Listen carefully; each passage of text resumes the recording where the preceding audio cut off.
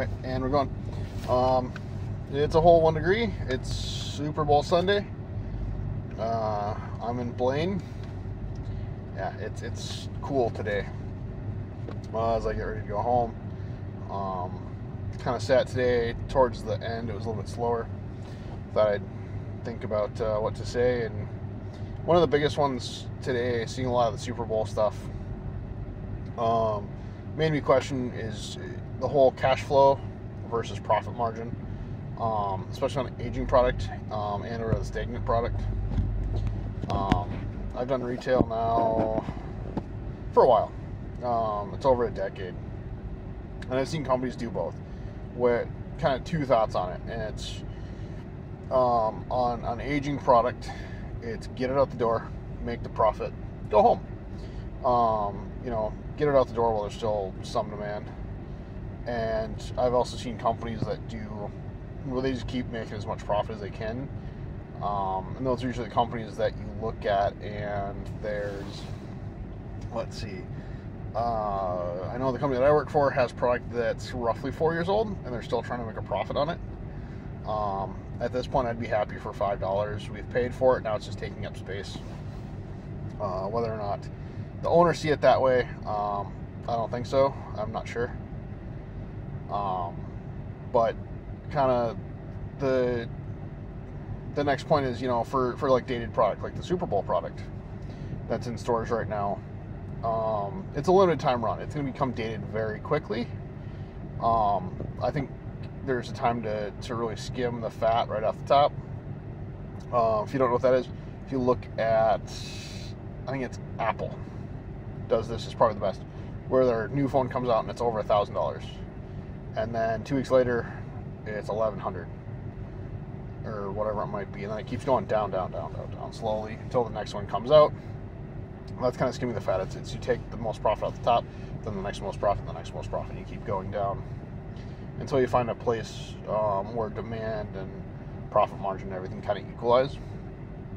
But I think every company needs to know when to just let product go, both at cost point. So you're not going to make any money on it.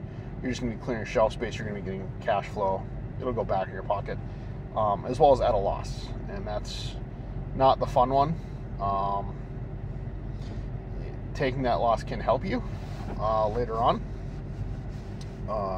Let's say you have a really high markup on some items. Taking a small loss on dated product, old product, discontinued, whatever that might be, isn't ideal, but either way, it kind of beats sitting there. And that's one thing too, and kind of the next point that I think is, what's the point of having a bunch of dated product sitting on your shelf when you can get newer product, change it out, or what have you. I know for my personal company, we have dated product. We have a lot of dated product. But our product doesn't age the same. And not all product is going to age the same. And I know that's going to sound weird. I'm trying to check the temp on the fence. But knowing, like, okay, a generic sweatshirt, for instance, with your company logo, unless you change your logo or the company goes under, it really doesn't become dated. Unless you have a whole bunch of new designs and then you have that one sitting on the shelf that you're still trying to make money on. I'd rather sit, throw it in a bag, take the loss, and call it a night. Not everyone's like that. It's going to happen. It's unfortunate. But you have to kind of figure out when to hold on to product and when to just let it go, get the money that you can. And it's kind of like gambling in a way. So hopefully this was helpful. Maybe it was more confusing than anything. I'm cold. I'm going to see if my car is warm. Hopefully it's a little bit warmer now after about 5 minutes. So enjoy your whatever it might be. For me, it's going to be the end of my weekend. So we will see you next time that we see you, hopefully next Tuesday.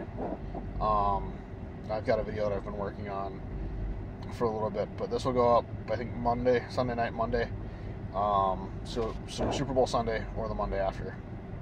And then my next one will be out next week, Tuesday. Have a good night.